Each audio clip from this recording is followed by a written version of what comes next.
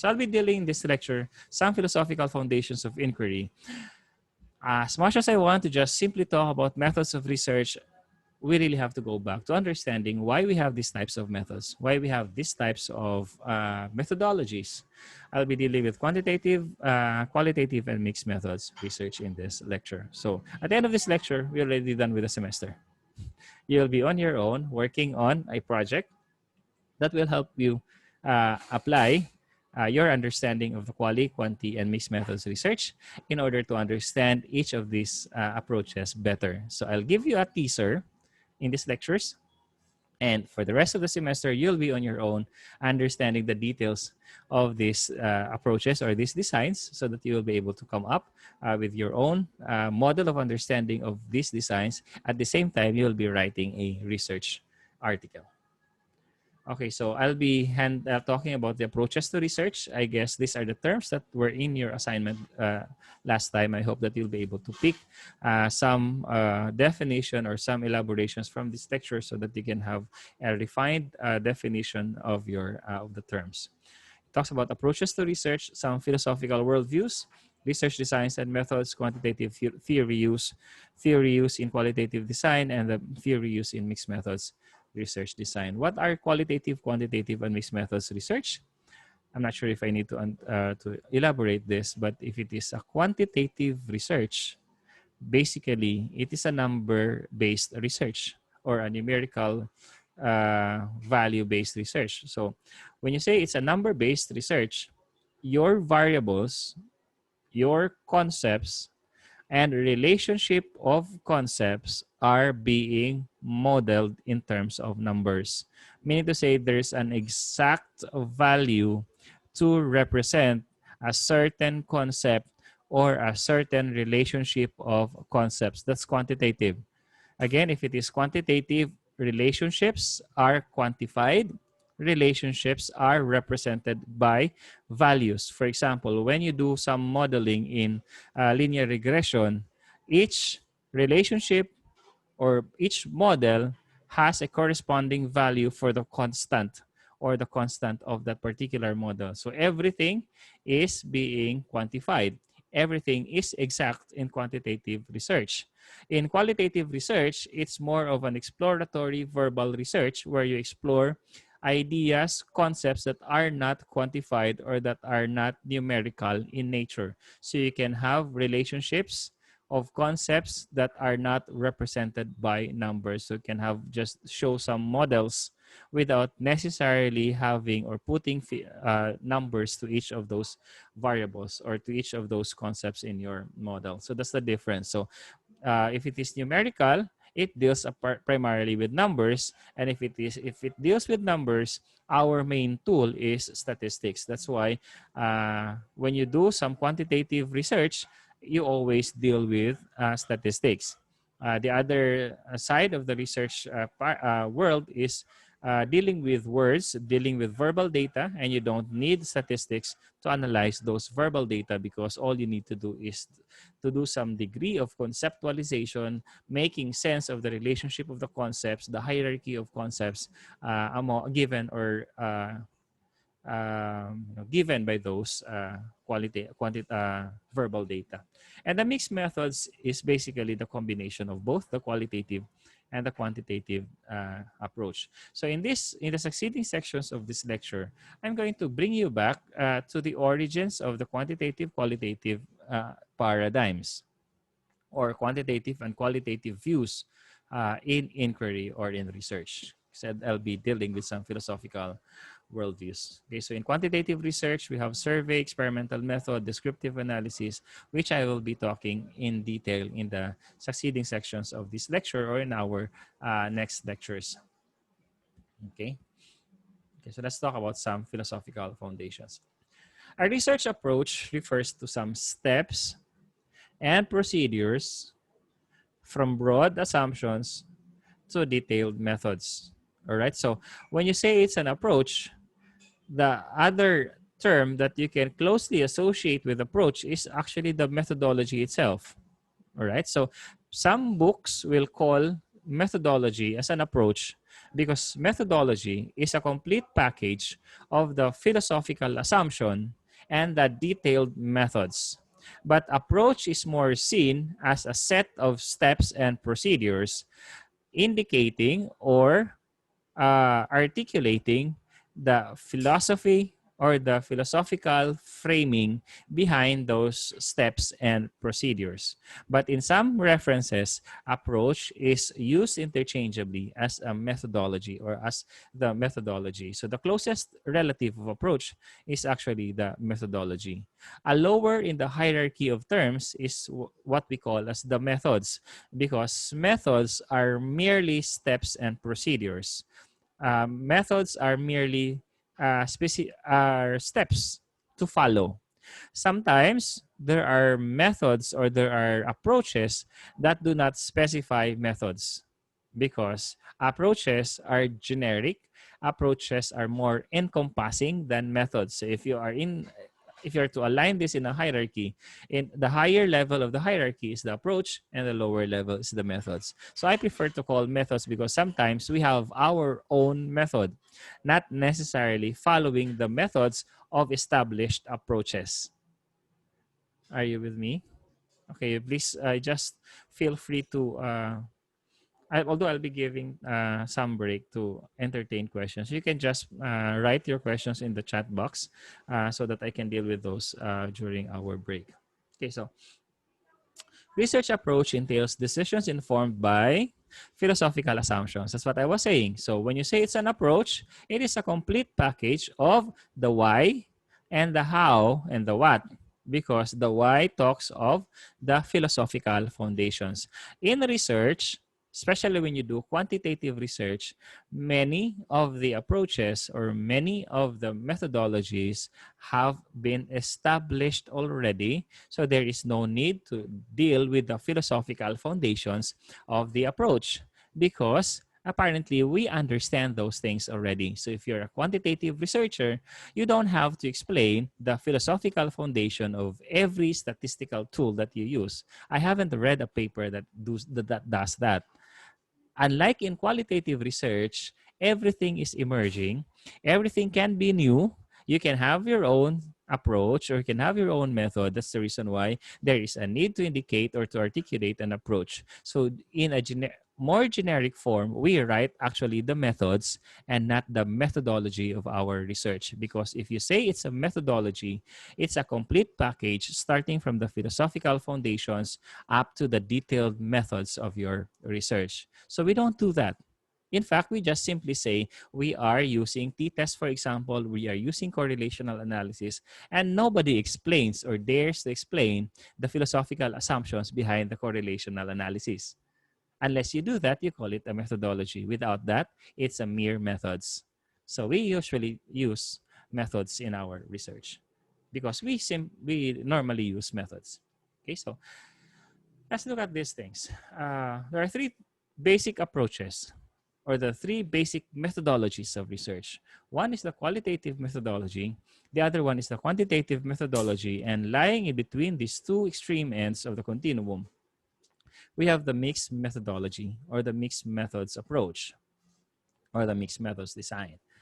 Qualitative and quantitative represent different ends in the continuum. If you look at it as a continuum, I'm not sure if I need to illustrate a continuum. It's a straight line. Imagine a straight line on your screen right now. The other end is quantitative. The other end is a qualitative. If it is a straight line along or on your screen, this means that they will never meet. So they are really deemed not to see each other or not to coincide with each other. So that's basically how we see it. We see quantitative and qualitative approaches in research. They tend not to meet. They tend not to agree. And that's the reason why quantitative researchers tend not to agree with the qualitative researchers, or quantitative researchers tend to always disagree with the qualitative researchers. In the same manner, qualitative researchers also tend to always disagree with the quantitative researchers. They always clash. And that's the risk when you pick panelists who subscribe faithfully to one approach. So if you have a qualitative component in your research and you have a sitting panel member who is a highly quantitative researcher, you will have a problem because quantitative researchers, most of them will never understand the methods employed by the qualitative researchers. Do you follow? We have a quick break. I'm not so used to not seeing you every now and then. Are we good? Okay. Are you still learning? Okay, sige. We'll have a quick health break, 5 minutes. I'll just get some water. Maybe you can go to your restroom also for 5 minutes. I'll be back 10:27.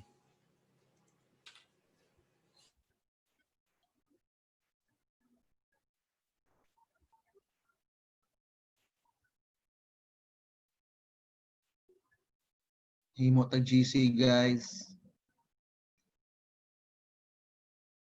Appeal ko, sir. Add ko, sir. Kaninyo. Kasi mo himo. Ikaw. Is hindi na lang.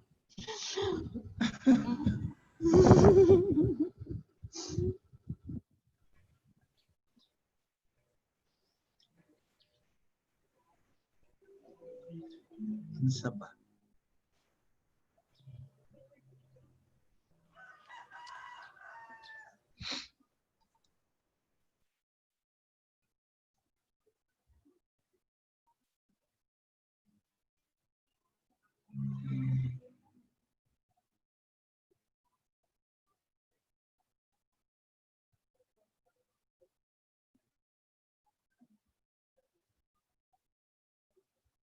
From Daisy Nunez.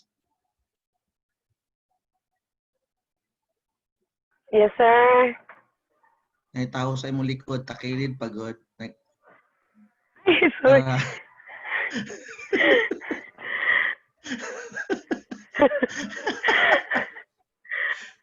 Ay, sa akong mga kids. Ma'am Cindy, ikaw na may mong GC.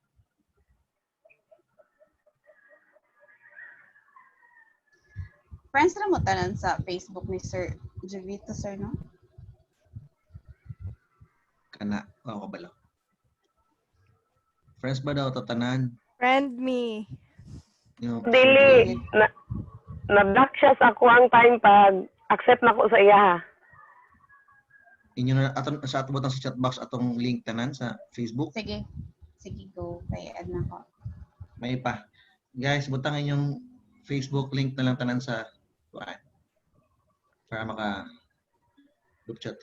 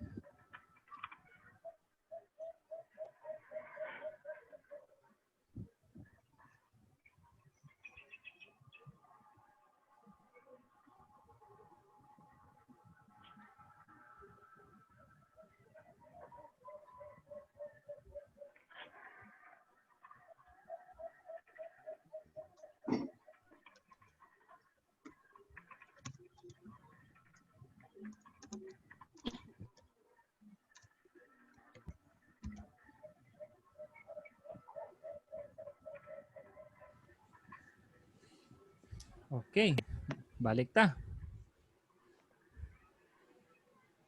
Mhm. Sige. So you're creating a Facebook group. That's good. Sige. Uh, we're talking, we talked about the different approaches, qualitative and quantitative, and then the mixed method. So if you are going to combine both quali and quanti, you'll be having the mixed methods approach. Okay, so just a briefer of qualitative and quantitative approaches. When you say it's a qualitative research, or when you say it's a, by the way, can you hear me? Am I heard Yes, clearly? sir. Okay, sige. Yes, sir. Loud and clear. Mahinomdo mo ko atong ato ang gitanaw sir nga sa burak kag nag-istorya ang mga ID. Diba? Burak kag nag-istoryahan ng mga ID. Okay, so let's talk about qualitative research. Qualitative research is an approach. I'm using the term approach, but in some other textbooks, when you see methodology, I'm referring to both the methodology, I'm referring to the same thing. So, in the book of Creswell, we call it the approach. Okay, so and qualitative research is an approach for exploring and understanding that the meaning that individuals or groups ascribe to a social or human problem. So when we say it's a qualitative research, it is used primarily by disciplines that have the social or the high social inclination, or that primarily deals with human beings or people. What are these disciplines? Education, we deal with students, we deal with parents of students. So we are highly relevant to apply the qualitative research approach. Nurses, they deal with patients. So these are human beings. So because the nature of qualitative research is to explore and understand that the meaning that individuals or groups ascribe to a certain phenomenon or a certain social or human problem, we can use qualitative research. So basically, we deal with meanings. And meanings are difficult to quantify. And that's the reason why we don't use numbers in understanding meanings or in exploring meanings. Because the meaning of a term for a group in Sindangan may be different than a meaning for a term that the people in Bukidnon ascribe to it. That's the reason why we need to explore and understand the meaning that individuals or groups ascribe to a certain social or human problem, because that particular meaning is representative of their culture, their tradition, and their the society or their community.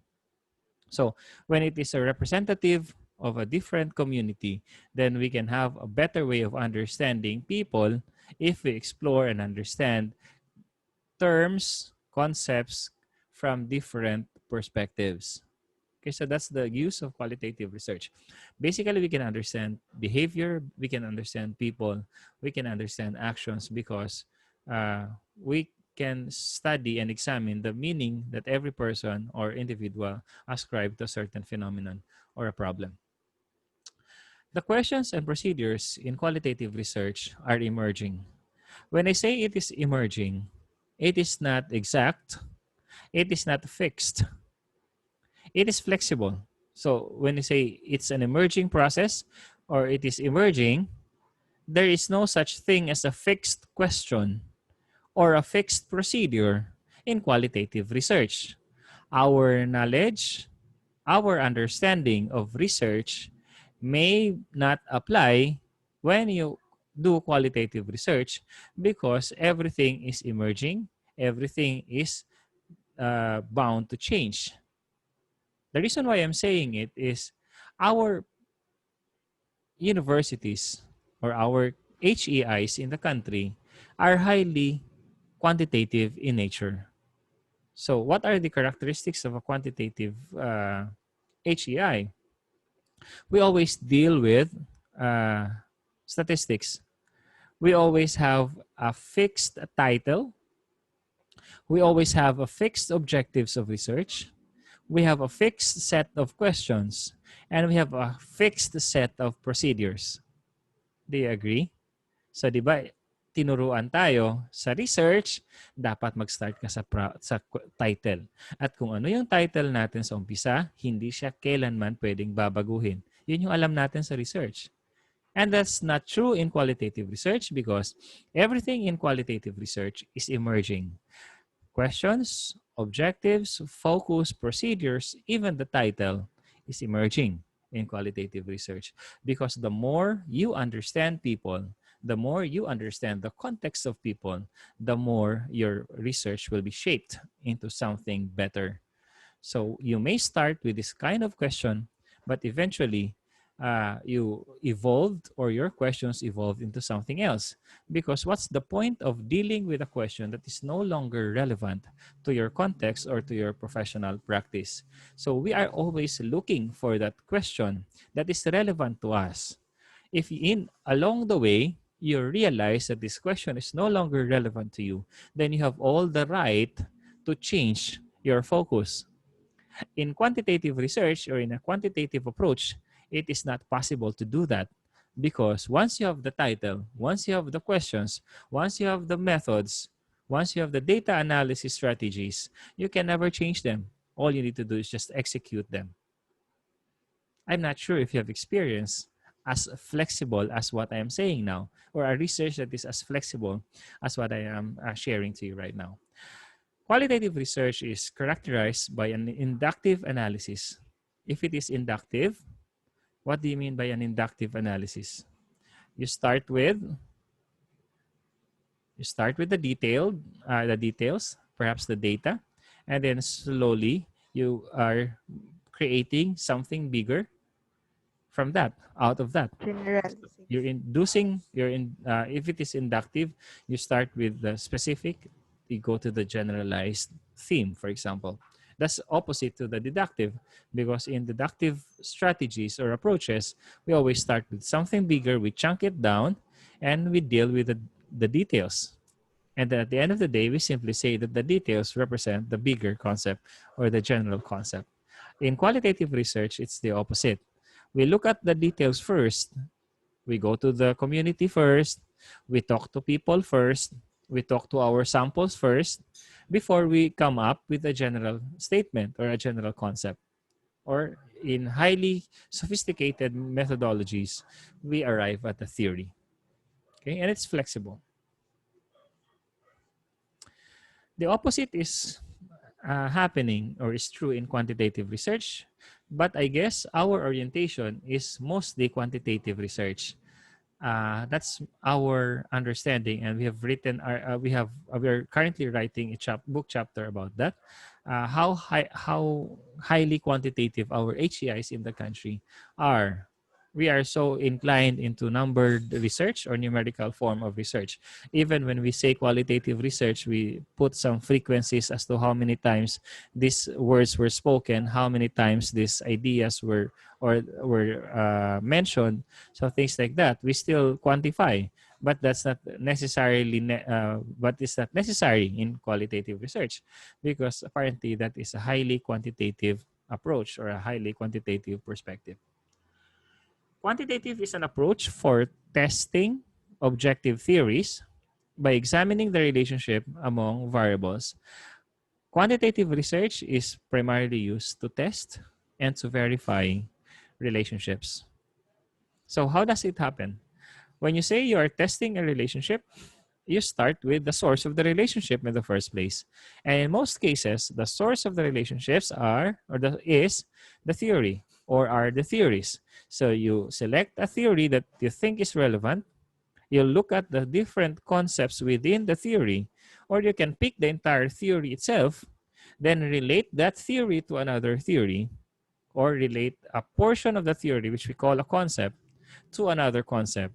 And you establish a relationship, and the rest of your research is all about establishing or examining whether that hypothesized relationship is after all true or correct about the samples. I hope you're getting the point. So in quantitative research, you start with the theory, then you pick the concepts within the theory or the entire theory itself. You relate it with another concept or another theory. And then that's the purpose of your research, to test whether your hypothesized relationship is applicable or not to the set or to the identified set of samples. In quantitative research, the variables can be measured. When you say it can be measured, there is a known tool to measure it. There is a known procedure to measure it. That's the quantitative approach. Because it is objective, there has to be an objective way of measuring it. There has to be an objective way of describing it. And the objective way of describing something or a variable is through numbers. That's the most objective way of describing variables. Numerical description. So when you say it's 25, you know that that is really objective. It's really 25. It cannot be 26. It cannot be 24. That's very objective. And that's what we mean by a quantitative and a quantifiable relationship. We describe relationship using a specific, a very objective, and a very exact number or a very exact description. Everything is analyzed using statistical procedures because we're dealing with numbers. And it's characterized by structure and deductive data analysis. That's the opposite of inductive.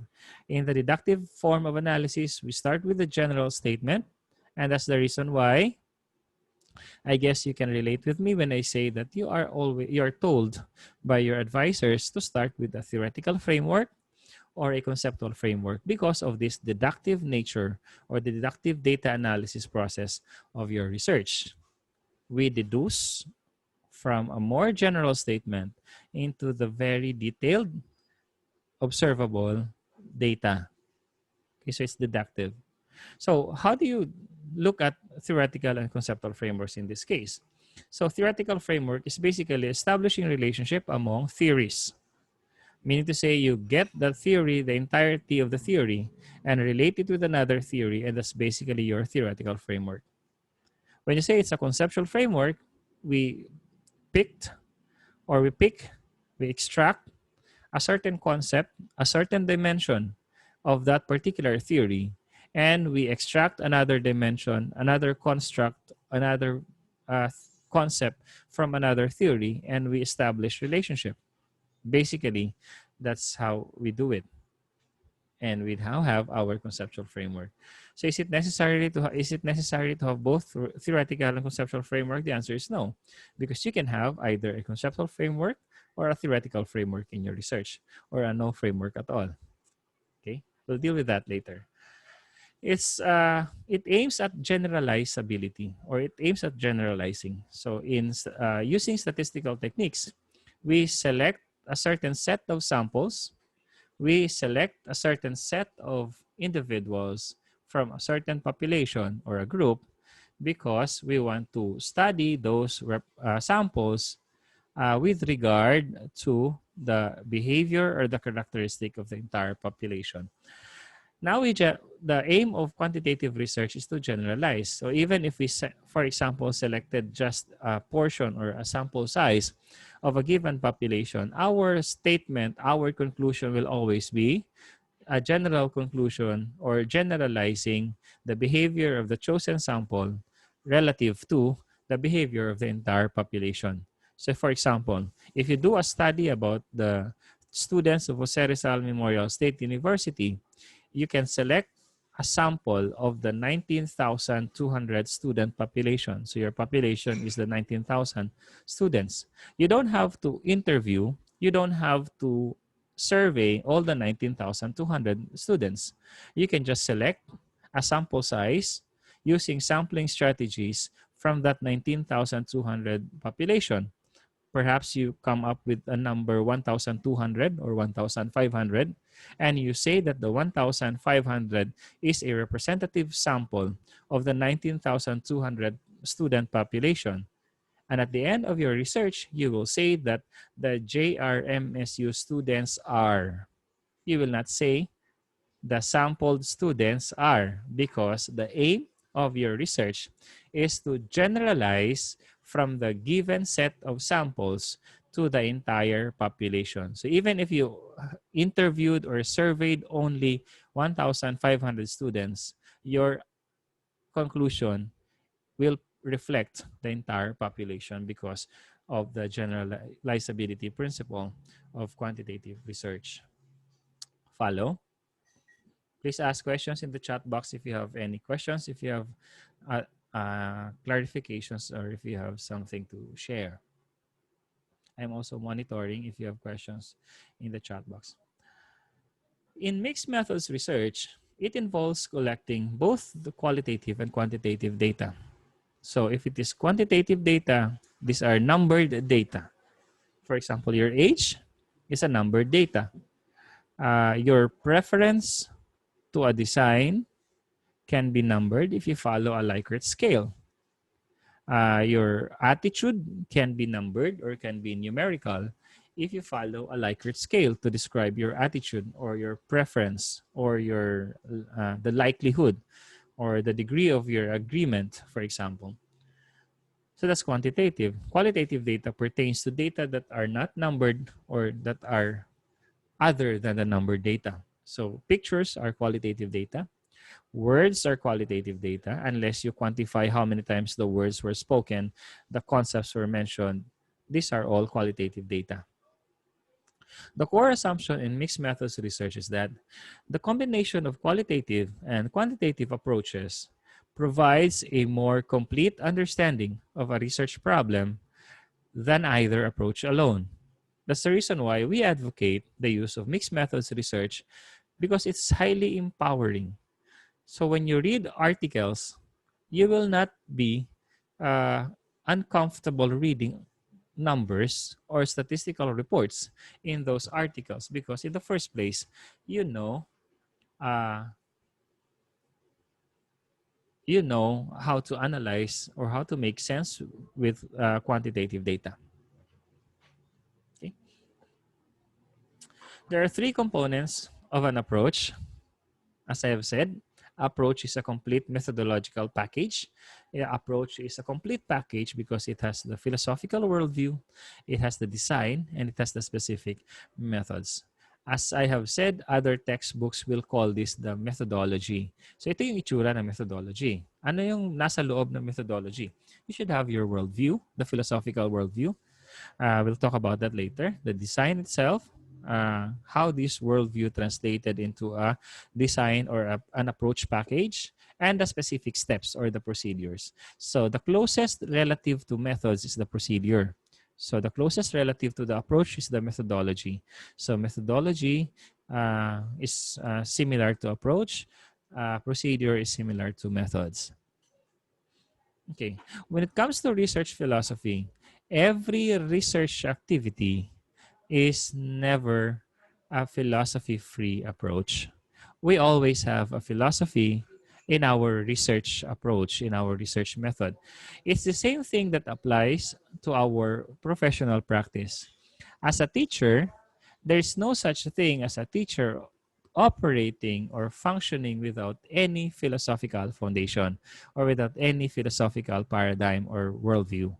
All teachers have their individual philosophical statement or philosophy statement or statement of philosophy or teaching philosophy, for example. That basically guides the teacher how to deal with the students, how to deal with fellow teachers, how to teach. Because your philosophy will tell you what information is crucial, how information must be relayed, and what to do with the information. Teachers should know these things because when you teach, you should know what information are crucial, what information needs to be taught, and how specifically you will teach the information, and how you guide your students to be able to use the information that you teach them, right? In research, there's no such thing as a philosophy-free research, because not having any philosophy in your research is in itself a philosophy. In the same manner, and not having a methodology in your research is in itself a methodology. I hope you're with me. Okay, so your research philosophy supposedly shall provide you an underpinning framework of understanding for your research. So when you write something, you are communicating not just the results of your research, but you are communicating the entirety of yourself. Do you follow? So it's not just about the subject being investigated in your research. Your research is also about your own philosophy, yourself as a researcher. So there is a hint of who you are in every research that you write, because the language that you use, the methods that you subscribe to, the writing style is highly reflective of the person you are and the philosophy that you subscribe to or your own paradigm. So that's the reason why it is highly important to articulate, to define your own philosophy when you do research. Because again, you are not only communicating results of your investigation in your research report, you are also communicating yourself in that report. Your research philosophy provides a paradigm to locate your research and contribution. It is not just about the subject being investigated, it's about how your research can influence policy, practice, and the knowledge base or the theory of the discipline. Do you follow? So it is crucial that you have articulated well your philosophy in life, your teaching philosophy, your social philosophy, so that you can understand your own process, your own preference, and the process and the preference of others. So in our next exercises in the succeeding sections of this course, you will be reading articles from different authors. And it is crucial to understand research philosophy because you can make sense, you can be keen to observe the manifested research philosophy of the author. Again, this pertains to, or this manifests as the research preference to a research design, the language used, the writing style. These are all manifestations of the philosophical foundation of the author of the article. And that's what I want you to manifest also when you write your own research article. It's not just writing about your own investigation. It's writing also about the entirety of yourself as related to the data that you are investigating. And when we say it's a manifestation of the self is also a product of the interaction of the different philosophies. Do you agree with me? Your own philosophy is also influenced by different philosophies. Who are these, or where do these philosophies come from? Philosophies of the institution that you work, philosophies of the institution where you studied, philosophies of the church, philosophies of your community. We are a product, we are shaped by these different philosophies. Meaning to say, your own philosophy is also influenced by the philosophy of others. And that's important to understand and to note every time you do research because it gives you tolerance to people coming from different perspectives. Sometimes when we do interview, for example, we get impatient by people who beat around the bush. We try to ask a question and they give us so many answers, so many pasikot-sikot, and we cannot anymore understand the answer to our question. And we have to be patient in dealing with these people because these are people who come from a different philosophy. Maybe our orientation is to go straight to the point, but there are people who can express themselves, who can arrive at a good answer by providing so many details. So it's one way of, it's an example of why we need to understand different perspectives, different paradigms in research or in doing research. I'd like to introduce these terms. Perhaps you can remember these terms as part of our assignment. We have the ontology, we have the epistemology, we have the methodology, and the method. Right? So it's basically asking the question, where does philosophy fit in our research? So I'm actually showing a hierarchy of philosophical concepts or a philosophical hierarchy in this screen. So let's start with some ontological perspectives. What is ontology? Your ontology, as you have stated in your assignments, many of you were able to get it in the first place because these are all popular terms. Maybe these are popular terms, but maybe we just don't pay much attention to these terms every time we do research. But we have to understand these terms. We have to know these terms by heart so that you can advance in our research efficiently. Ontology is the nature of reality. What is real? What is not real? It's our underpinning philosophy of the social world. What is real? Is discourse real? Is or are my concepts real? Are your classmates real? Is this real? Are we happening in a real context? Or these are all products of some abstractions and product of some imagination?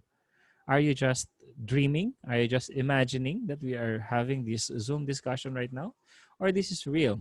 What do you consider as real? What do you consider as ultimate truth?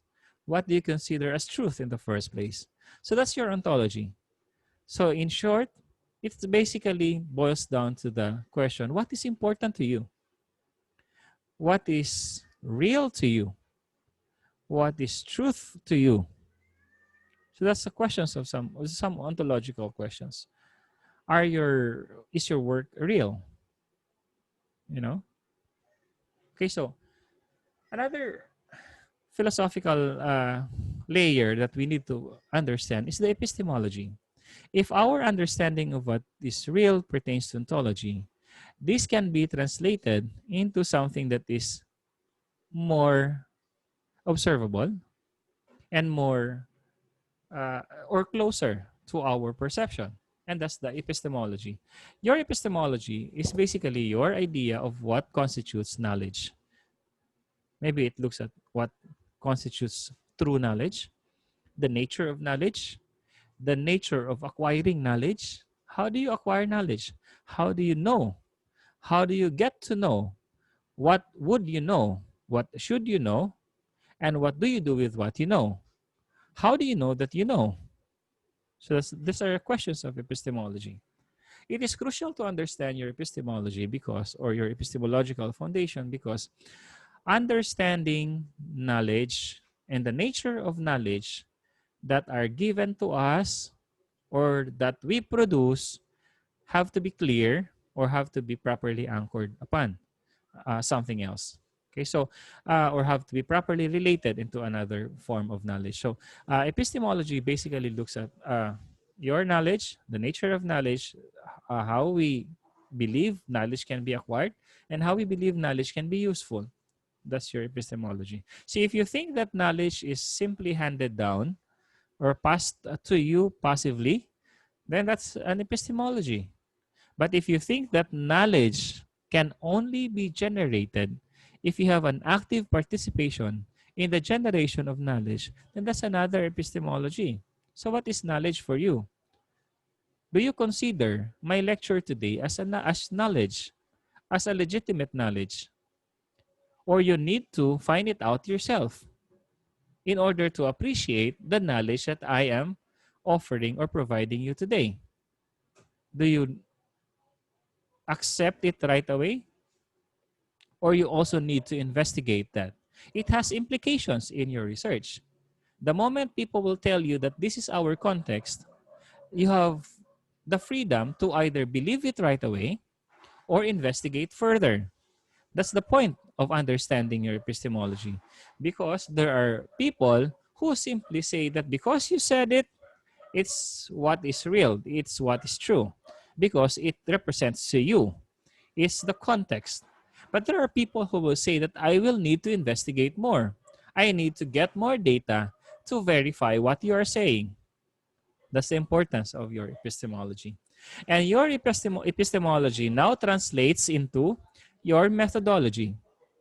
So your methodology basically is the manifestation of how you consider or you treat knowledge and the nature of knowledge, and how specifically you acquire knowledge, how you generate knowledge, how you give out knowledge or share knowledge, and how you utilize knowledge. That's your methodology. Okay, so epistemology is the foundation, but if you go out and execute your epistemology, this manifests as your methodology. Part of the methodology is actually your method. These are the specific details or the specific steps or procedures how to execute your methodology. So as I've said, I prefer to call a research report section as research methods rather than a research methodology, because you will have a long section of discussion, elaboration of your epistemology and your ontology when you write a methodology. Unlike if you write a method, you simply describe what you did in your research. So this includes the relevant tools for collecting the data about what is considered as real or what you consider as reality, right? So there are two different perspectives in a continuum that I have presented in the previous slides, the qualitative and the quantitative uh, perspectives. In my succeeding slides, I'll be dealing more about the details of these two ends of the continuum. I'd like you to understand better qualitative, the nature of qualitative approach, and quantitative and the nature of a quantitative approach. So that brings me to the discussion on the types of research philosophy. On one end, we have the positivism. On the other end, we have the complete constructivism. Okay, so in between, we have the post-positivism and interpretivism. So I'll be dealing with these terms in the succeeding slides. Let's talk about positivist or the positivism. The positivists believe that there's a world that exists external to ourselves. Meaning to say, there is a real world out there is a reality out there that we may or may not know. Do you follow? So the positivists believe that there is such thing as something that exists outside our level of conception, our level of awareness. So it's something that is independent of our awareness, our knowledge, our perception. So it exists whether we know it exists or not. It exists whether we believe it exists or not.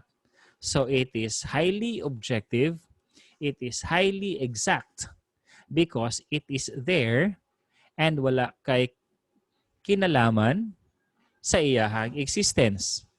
It exists whether you know it or not. It exists whether you are aware of it or not. Okay, so it's something that is beyond your perception, beyond your knowledge. So if you know it, if you are able to take a grasp of its concept, of its idea, then you're lucky. But that thing, that reality, that world exists even without you knowing it exists. Are you with me? So that's the positivist perspective. Okay, so the implication of the positivist perspective in your research is that positivist researchers believe that your research is geared towards bringing the observable to that something or to that world that exists outside of yourselves. Meaning to say, the ultimate goal of your research is to generalize all the researches to represent that external reality or that external world. that in many years, no one has ever returned to say that I have witnessed, I have observed the entire external world. So it's always external, it's always beyond our grasp, it's always beyond our understanding. But positivist researchers believe that research is geared towards understanding that external reality or external world.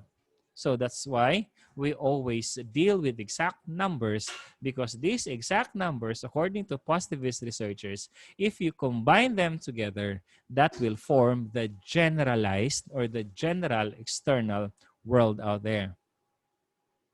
So that's the ultimate goal. Ibig sabihin, ang mga positivist ay nag-aaral para mabubuo yung external world na hanggang nagsawa sila dahil hindi nila na-achieve yon.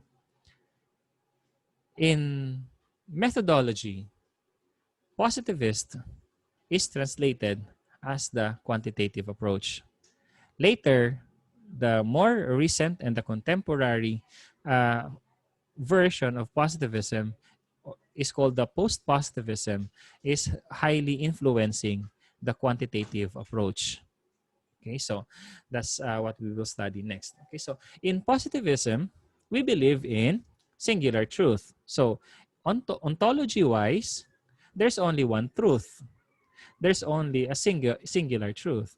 And Catholics or religious people translate this into God, because God, our picture and our idea of God being omnipresent, omnipotent God is everything, right? So basically, the positivists believe that the purpose of research is to bring every phenomenon closer to that singular truth. In the same way that Catholics and Christians, uh, live every day to bring himself closer to God, which is the singular truth. But it's not; these are not the same thing. These are different translations. For the scientists, they don't call it God, and they don't believe in God, because that singular truth is something out there beyond our grasp, beyond our imagination, beyond our perception. But that's the goal of research, according to the positivist. Our research is always about bringing these fragments of ideas, fragments of understanding, to create the whole picture of this singular truth. Apparently, people ended up frustrated because they can never understand everything. Stephen Hawking, namatay na lang, hindi pa rin niya na tahi-tahi na weave together ang kanyang mga teorya sa singular truth. That's using physics and metaphysics. So, things become frustrating for the positivists. That's why slowly, eventually, they coined another term, which is the post-positivist approach. Okay. In positivism, generalization is a concern. It has to be a concern because, again, we generalize fragments of knowledge, fragments of data to something or towards that singular truth or towards that single reality or external reality. So you can think that, may mga sa common language na to, may mga kalokohan, stupidity din. We know that it's not going to be achieved, but we subscribe anyway because that's what we are taught about. We are taught that there's one external reality, there's one singular truth, and our research has to be generalized to bring us to the truth. So it's a series of generalizations. For example, let's look at behavior. If you generalize a behavior, you pick a sample for JRMSU, then you generalize for the entire JRMSU population. Then you generalize further. You pick a sample of HEIs in Mindanao and you generalize for the entire Mindanao. Or you pick a set of samples from Luzon, Visayas, and Mindanao and you generalize for the Philippines. Or you can select samples from the Philippines and other countries in Asia and then you generalize it for Asia. And then you select samples from Asia, from Europe, from America, from Australia, from Africa. Then you generalize for the entire world. So after that, what happens next? So that's the most. And then you keep on refining and refining these generalizations, and you call them as theories. So if the theory survives, if you go to Africa and the theory still applies, then the theory survives. But if you go to Africa and the theory in the Philippines doesn't apply, then the theory eventually dies. So that's the process. Because we keep on generalizing because our goal is to come up with that singular truth.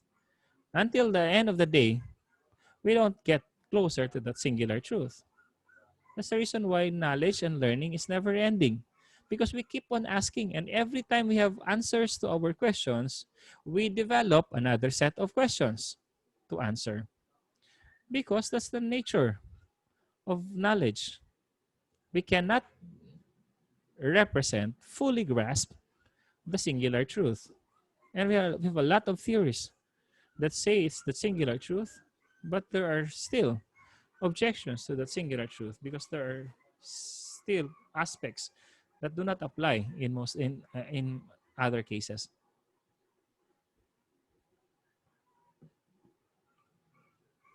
Are you still with me? Next. So if you apply that to research, these are some of the limitations of the positivist approach. If it is positivist, research becomes highly deterministic. But it's deterministic, it assumes that there is an orderly and predictable world. Do you believe that our world is orderly and predictable? Is it your experience of our world?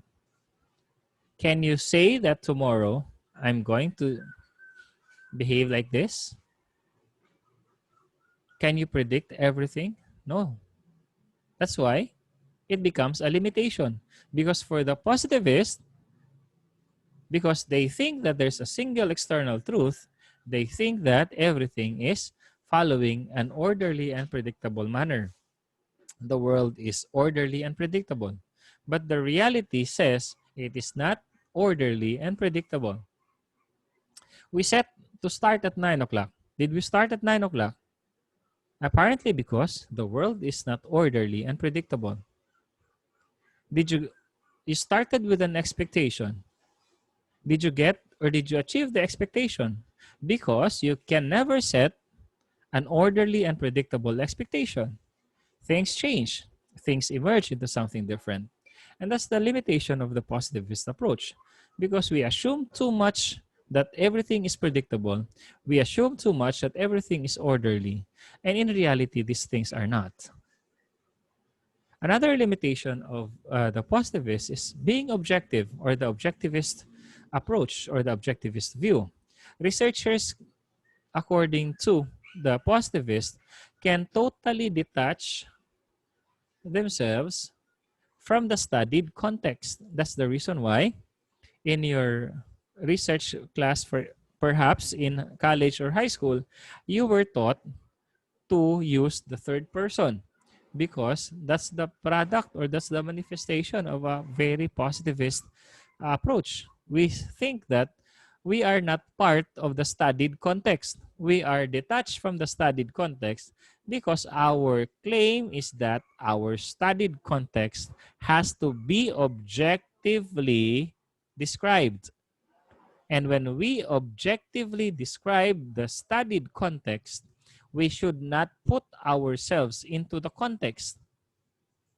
And that's a limitation because apparently your understanding, your analysis of the context is highly linked to your own paradigm, to your own understanding. And there is no such thing as an objective analysis of data because there's always the part of yourself that will teach you how to analyze your data. It's not always predicted. It's not always orderly. It's not always predetermined. It's not always prearranged. It's always emerging. So you can never totally detach yourself as a researcher to your studied context, and that becomes the limitations of a positivist research or a positivist approach. Another limitation of a positivist approach is the singular truth or the singularity or the principle of singularity. They believe that there is a singular reality, truth, or law that can be discovered. But apparently, after a very long years of study, nobody has ever claimed to have discovered the singular reality or the singular truth. Even Stephen Hawking, no matter how he tried to understand and explain the world using physics and metaphysics, he was not able to successfully explain the world because it's not discoverable. And these limitations, you know, translated into some frustrations among those who subscribe to positivism. That's why they created another school of thought, and that is the post-positivism.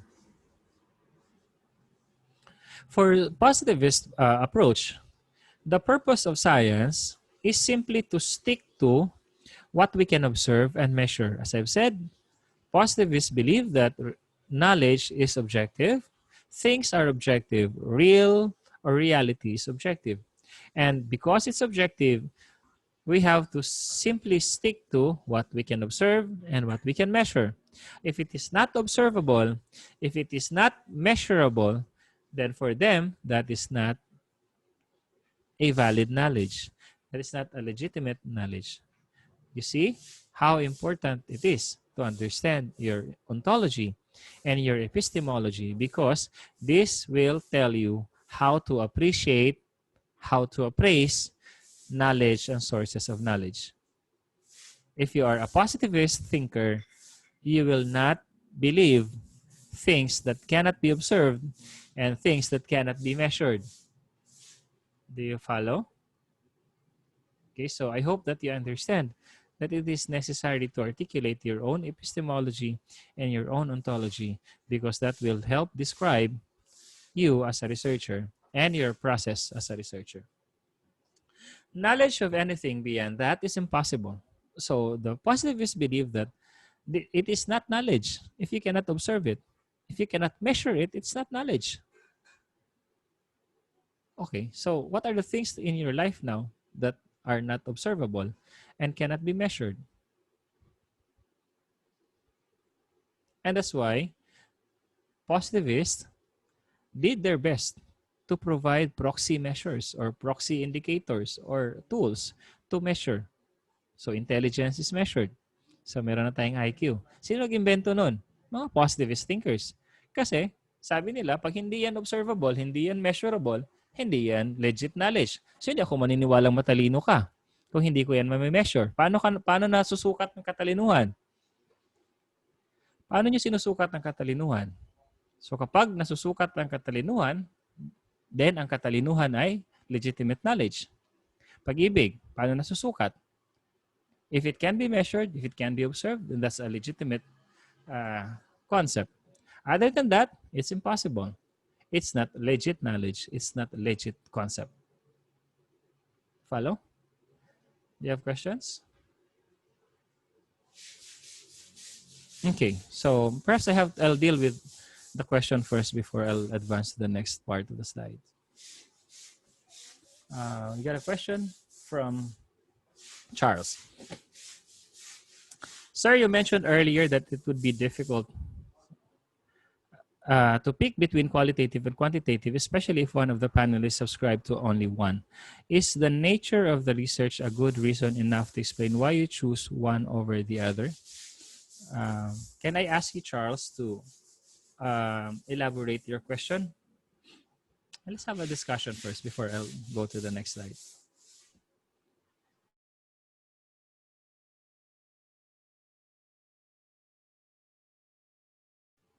Yes, Charles. Yes, sir. Can you hear me, sir? Yeah. Hello? Okay. I was just asking, sir, because I think it's the choice of our choice between choosing qualitative and quantitative is very critical if we Yes.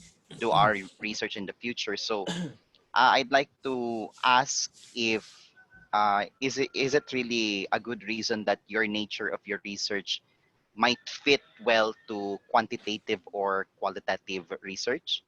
Yes, it's good enough. You can argue that I picked quali because this is what I want to investigate. I picked quanti because this is what I want to investigate. But in the next slides, I'm going to show how quali complements the quanti and how quanti complements the quali, because if you study that, you will not be in a position to simply say that I only need quali.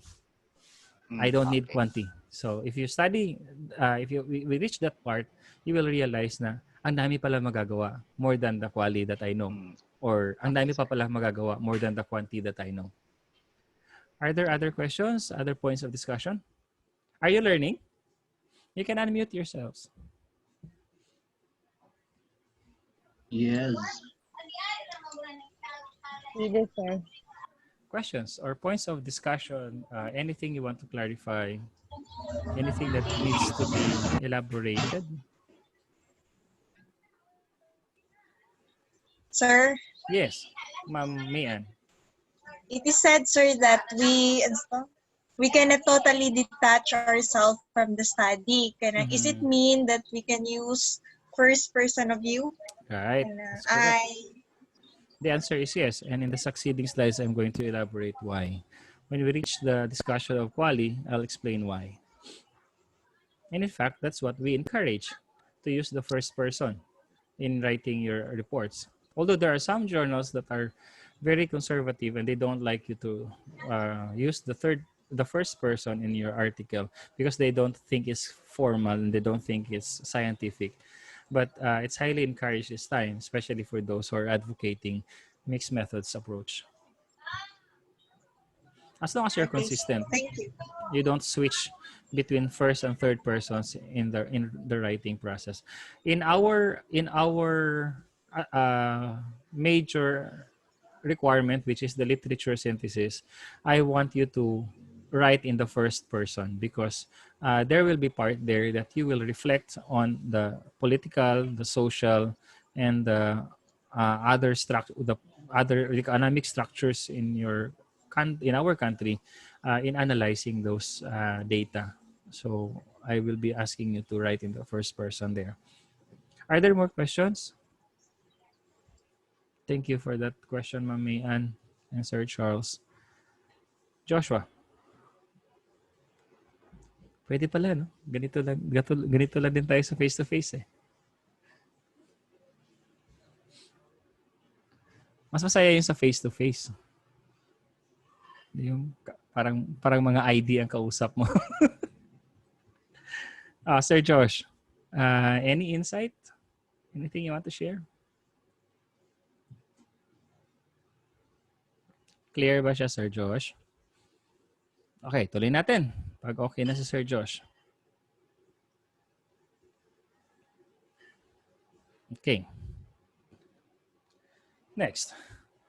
Out of frustration of those who subscribe to a positivist approach, they form another group. They become the Post-Positivist Group. The Post-Positivist Group is basically the reaction to the positivist. So Post-Positivist is after the positivist. So after the positivist, wala na kayo'y pure positivist because ang mga tao slowly are migrating into the Post-Positivist perspective. This is their reaction to positivism. In positivism kasi, they think, they believe that the singular truth can be discovered, or there is a way, there is a point in our life that we will reach the external reality, or we meet the external truth or the ultimate truth. So we do not know whether it's the moment you will die or the life after you die, if there's such thing as life after death. So we do not know. But for the positivists, they simply believe that at certain point in your life, you will encounter the singular truth or the universal truth. The positivists were so frustrated because they were perhaps mamamatay na lang kami. We never encountered the singular truth. So they formed this group, the post-positivist. The positivist is singular, subscribes to singularity. The post-positivist now subscribes to pluralism. The pluralism is now balancing the positivist perspective and the other approaches or the other perspectives, which I will discuss later, the interpretivist and the constructivist. So there's this thing called pluralism for the post-positivist. So what are these things? The post-positivists believe that there is an external reality pa din. Naapagyapo yung singular truth. So naapagyapon sila pagka-objective. But according to the post-positivists, we can never achieve and we can never have a full grasp of that external reality. So nagsawa rin sila. So ito yung grupo na nagsasabing objective pa rin, exact pa din siya, pero hindi kailangan nating ma-achieve yun. So maaaring mamamatay tayo na hindi natin siya nakikilala. So that's the post-positivist. There's an external reality, but we can never achieve perfect knowledge of that external reality. So it's okay to die without having to encounter the external reality or the universal truth. It is a mixture of deduction and induction. So basically, it is slowly migrating into the other paradigm of research. It offers multiple approaches. It has still strong objectivity. And one example of this is the critical realism. In post-positivism, they reject incommensurability. So they believe that we can never understand each other, or we can never make sense of each other, or the relativists. Okay, so they believe that we can understand each other. There is a way of understanding each other, unlike the positivist perspective that it's you because it's you. Your idea because you have that idea.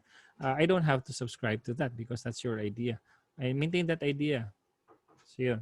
Okay, so the most positivists are constructivists already. So they are already subscribing to constructivism, which is our next school of thought, or our next research philosophy. Objectivity for the post-positivists reside within the researcher, and putting aside some biases. This is where survival of the theories or survival of theories also happen. Natural selection of theory of knowledge, for example, you apply it in another context and then that is not applicable, and then consistently in another context is not applicable, and the theory naturally dies. Okay. All right, so tatawid tayo sa kabila. So in a very, liberal perspective is the interpretivist, because it's perspectival. Meaning to say, our understanding of the world, our understanding of reality relies on our own experience, our own set of concepts or set of experiences, our own set of knowledge. Meaning to say, there's no singular truth anymore in interpretivist. Meaning to say, your truth can be the truth, and my truth can be the truth. My reality can be the reality, and your reality can be the reality also. So we don't have to fight, because that is your context, that is your truth. This is my context, this is my truth. If we agree, then that's fine. If we don't agree, then we don't have to fight, because we are different in the first place. We have a different perspective in the first place, because interpretivism is highly perspectival. It depends on your perspective. So nasa perspective lang yan. So remember that illustration of the 6 and 9. Two people are arguing if it is 6 or 9.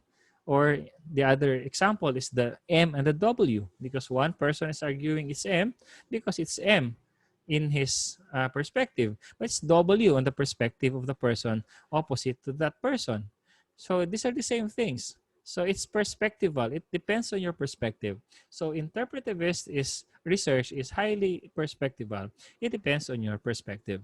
So the implication of the interpretivism in your research is that we don't have to disagree. We can disagree, but we don't have to fight for our disagreement, and we don't have to agree. If we disagree, it's fine. That's nature. That's our context. So if you translate this into methods, when you deal with data, then that data may align with your own knowledge and understanding, or may disconnect, or may refute your own set of understanding or your own set of knowledge, or it may disagree with your own understanding. So that's perspective. So it's fine. according to the interpretivist perspective or the interpretivist approach, to disagree or to have a disagreeing concept.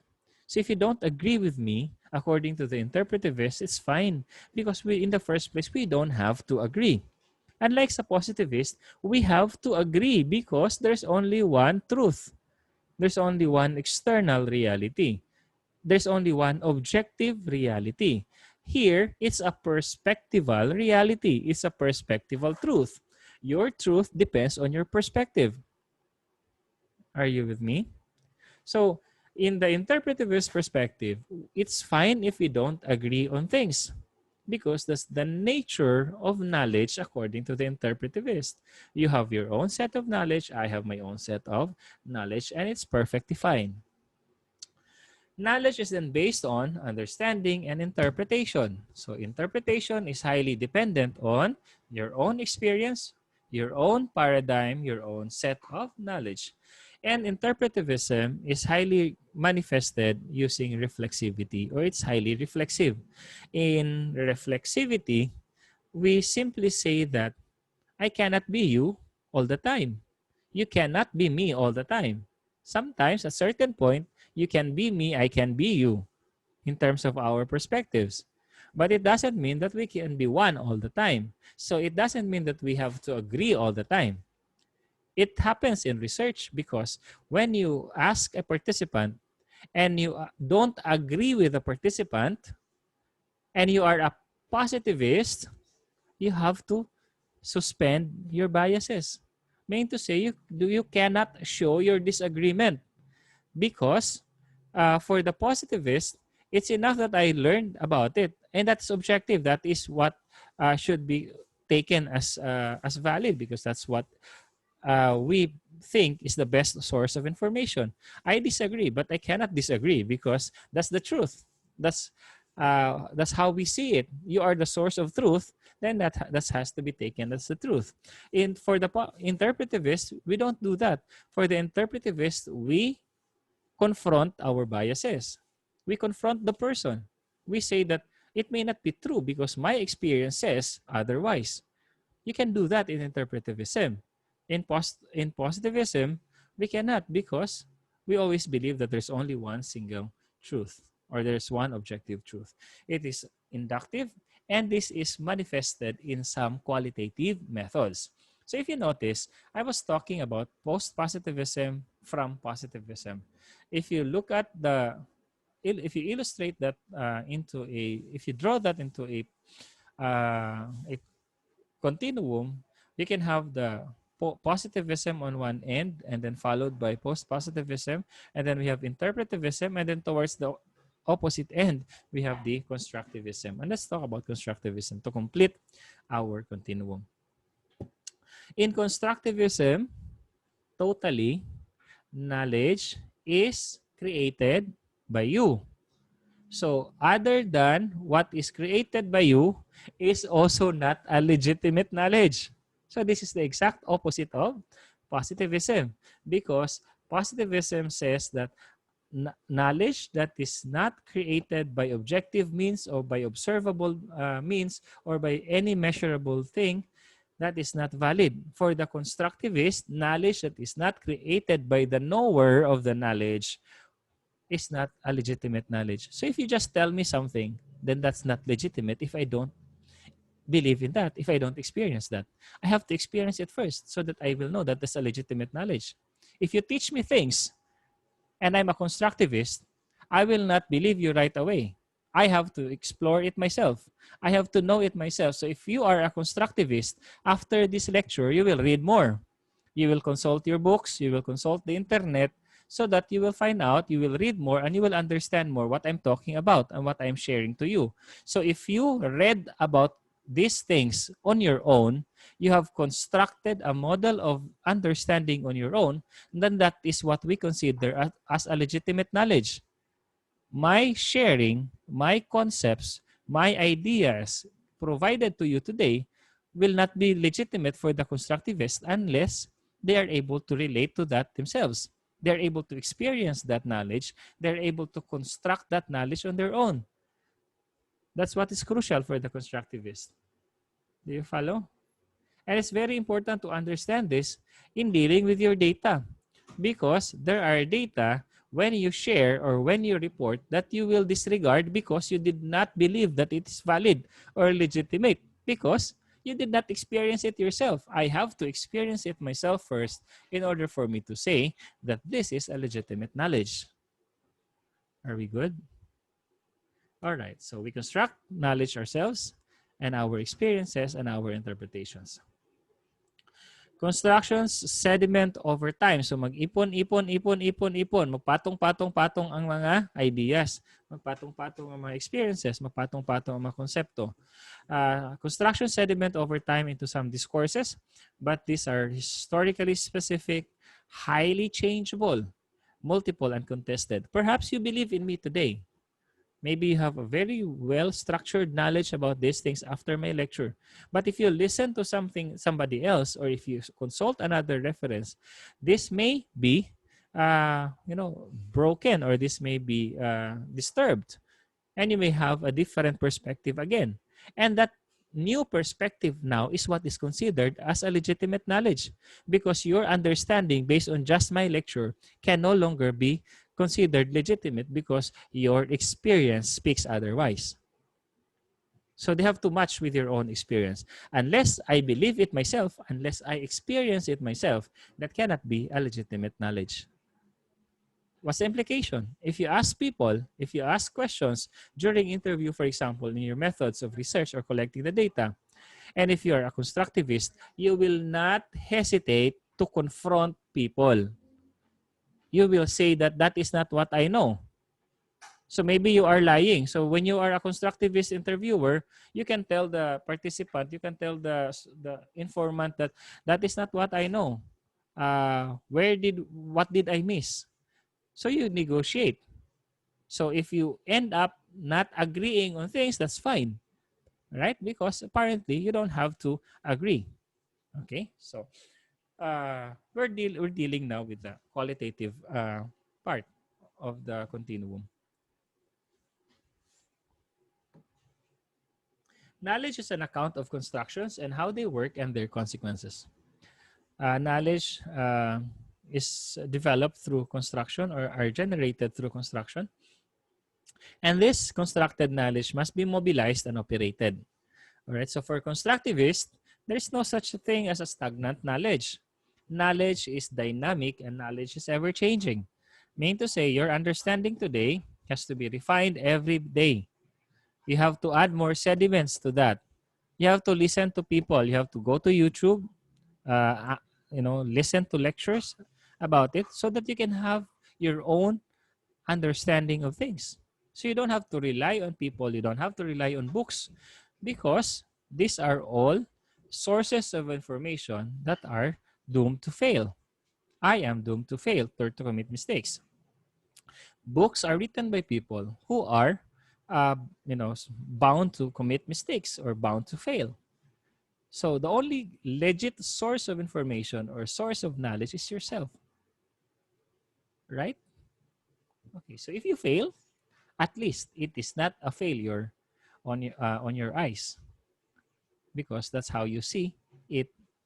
That's what you see as efficient, or that's what you see as effective that very particular moment. So maybe later on you realize I was wrong, but it's after you did the thing already. So the moment you did the thing, that's the most legitimate thing to do at that point. So nobody should question that, because that was what I believe to be correct. That was what I believe to be applicable during the time. That's for the constructivist. So in summary, I have this illustration of all these things.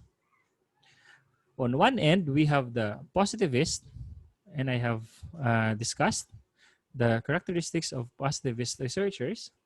There's a singular truth, and that singular truth can be achieved or can be grasped, or we can be in that, or we can acquire, we can obtain, we can be with that singular truth. Walang nangyayari. So bumuo ng panibago, naging post-positivist. Sa post-positivist, meron pa rin singular truth, external reality, pero sabi nila, hindi na ma-achieve yun. Okay, so interpretivism is now welcoming the differences or the plurality, you know. And then constructivism is only the self is the true source of knowledge, and only the constructed knowledge is what is considered as the legitimate knowledge. So in this continuum, we can see that the quantitative researchers lie on this end or on this side, and the qualitative researchers lie on this side. So the qualitative researchers are either highly constructivist or a little interpretivist. The quantitative researchers are either highly positivist or a little post-positivist already. And this is basically pertaining to, on one end is realism, the other one is relativism. Realism is singularity. Relativism is plurality or pluralism. Realism is deterministic. Relativism is subjective. I mean to say, your knowledge is different from mine and we don't have to agree. We don't have to, in fact, we don't have to fight kung magkaiba tayo ng perception. Okay? Questions? Checkpoints. Do you have questions? Things to share? Points of discussion? Angel.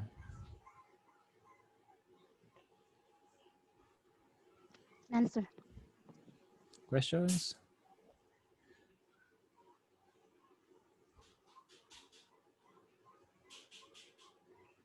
Shani, do you have questions?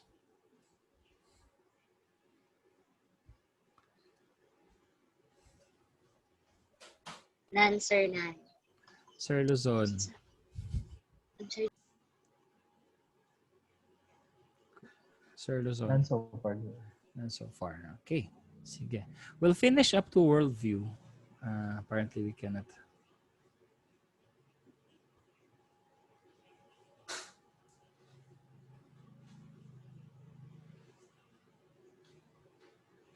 Alright, sige.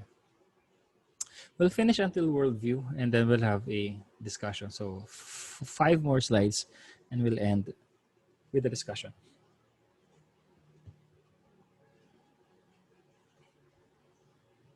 Okay pa mo? Gutom na? Or igang na? Overwhelmed lang, sir. Everything is too much to process. Too much to process. So stop sa ta? Okay na. Let's continue next meeting. Or tapusin na natin. 4 slides lang naman para lang ma-proper pacing ta. Gamay na lang yun. Gamay bikil na lang. Gamay bikil na lang. Gamay kuha na lang. Alright. Worldview. You have the ontology. Diba? We talked about ontology. We talked about epistemology and we talked about methodology. Worldview is from yourself to the world. Okay, so the way you look at the world and anything on it is your worldview. Okay tayo? But there's something behind your worldview, and that's what we call as the paradigm. So your paradigm basically translates into a worldview. Are you with me? So it starts with a paradigm, and your paradigm constitutes your ontology, your epistemology, your methodology, and your axiology. So 4 ang components niya. Usapan natin mamaya. So kapag nagmamanifest siya, nakikipag-connect ang utak, senses mo sa mundo, that's worldview. But there's a foundation, a framework that guides your worldview, and that's your paradigm. Your paradigm guides your actions. In the same manner, your worldview guides your action or a belief that guides your action. Okay, so worldview is a basic set of beliefs as translation of your paradigm. So paradigm translates into a set of beliefs we call as worldview that guide all our actions. So the worldview doesn't apply to research only. Your worldview applies to everything that you do every day. As I have said, it's the way you connect to the world. So it's the way your senses connect to the world. What are your senses? Your eyes, your mouth, your sense of touch. And the way these things connect to the world is guided by the worldview. Okay tayo? Or is your worldview which is guided by your paradigm. Okay tayo. So let's talk about worldviews and paradigms. Sometimes they call it paradigms because it's really difficult to see or to distinguish the two, because a worldview is also a set of beliefs. And paradigm is the same thing as we manifest. So but we can split it into two. Kapag lumabas na siya sa sarili mo, worldview na yan. Pero habang nandyan siya sa loob-loob mo, that's your paradigm. Okay? So para siyang blueprint at yung actual na nakikita or actual na na-observe ng mga tao. So yung bahay mismo is your worldview. Nakikita, nakikipag-interact, nakikipag-connect. That's your worldview. But behind that is a framework we call the paradigm or the blueprint of your worldview. Clear ba? So I'm trying to simplify things. I don't use books to define all these things. Books may be too complicated to talk about these things and to differentiate these things. So that's simple. So if it is a guiding principle, if it is your framework, if it is your blueprint, then that's your paradigm. If it is something that is observable, then that's your worldview. Worldviews are general philosophical orientation about the world and the nature of research. When you are a researcher, the way you deal with your classmates, the deal with your students, the way you deal with your teachers or your parents, your spouse, your children, is the same guiding principle or the same paradigm that guides the way you research. Okay, so do you believe in that? So these are things, these are the same things. So your paradigm that guides you as a mother is the same paradigm that guides you as a researcher. Wala naman tayong multiple personalities eh. Okay, so ganun lang yun. Marky, you transfer to a place with better connection next time.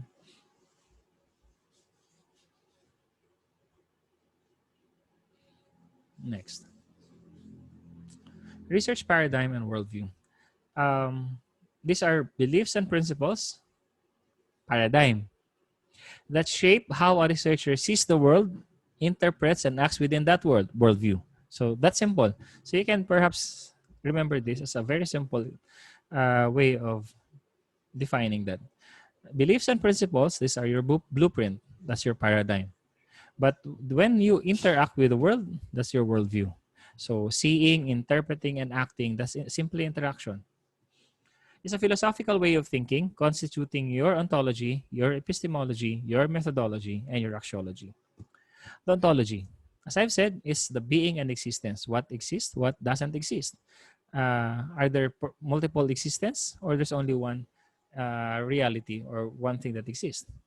It examines the real nature, foundational concepts to make sense of the data. Your epistemology is about knowledge, the nature of knowledge. How is knowledge acquired? Is knowledge experienced? What's the nature of knowledge? What counts as knowledge? Relationship between the knower and the would-be known, the inquirer versus the unknown, versus the known. How we know that we know, or how do we know what we know? How do we examine what we know, and how do we evaluate what we know? That's epistemology. Okay, so if you go back to the continuum, pag ikaw ay positivist, may ibang epistemology ka. Pag ikaw ay constructivist, iba din ang epistemology mo. Sabi mo, hindi yan valid knowledge kung hindi ako kasama sa bumuo ng knowledge na yan.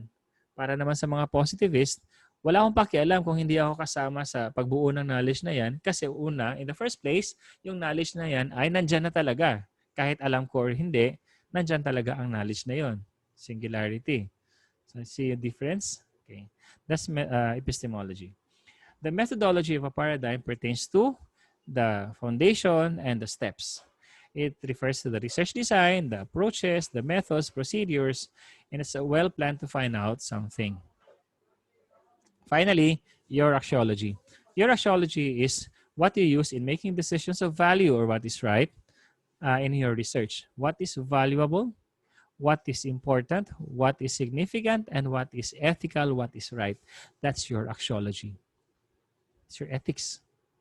So sometimes when we do research, we are confronted with some ethical issues or ethical dilemma. For example, if you're doing an interview and your participant is very generous with information, and then the participant starts talking about sensitive issues, even the way they manage finances in the family, things that although you need to know, but are too crucial to know or too dangerous to know. Why do I say it's dangerous to know? Because perhaps this time your relationship with the participant is just merely a researcher and a sample or a participant. Who knows later on, magkaaway kayong dalawa. Okay, so you know something that you can use to take advantage of her, or you can use to your advantage against her. So that makes the thing unethical. Okay, so do you allow the participant to keep on sharing those things to you? Or you have to stop because these are things that I don't need to know anymore. Because apparently, if I know those things, sooner or later, when we are in a different context, I may use that information against you to my advantage. And that makes the process unethical. So axiology of your paradigm says that you have to be an ethical person and you know what is valuable, what is right, and to whose standard you think it is right. Okay? Axiology also tells you how to conduct the research in a socially just, respectful, and peaceful manner, how to avoid or minimize risk or harm, physical, psychological, legal, social, or economic harm. It's your axiology that will tell you that you do not engage participants without paying them. Ethics will tell you that you have to pay your participants because you are disturbing their daily routine. The time that they're supposed to be earning money, they're answering your questions. If you don't pay them, then that is unethical. That's exploitation. Okay, so these are things that you consider under axiology. So in summary, I'll end with this. Your research and interaction of different components of your research is represented by this. You have the philosophical worldviews that interact with your design that interacts with your methods, and your methods that interact with your worldviews. Overall, we call this the approach. So your approach of research is either quantitative, qualitative, or mixed, but your approach is basically influence or constitute these aspects: the philosophical worldview, the design, and your research methods. I end this day's lecture with this. I hope that you will spend time to read more chapters 1 to 4 of Creswell. We'll continue next meeting hour lecture. We'll spend the remaining time discussing key points in our presentation and our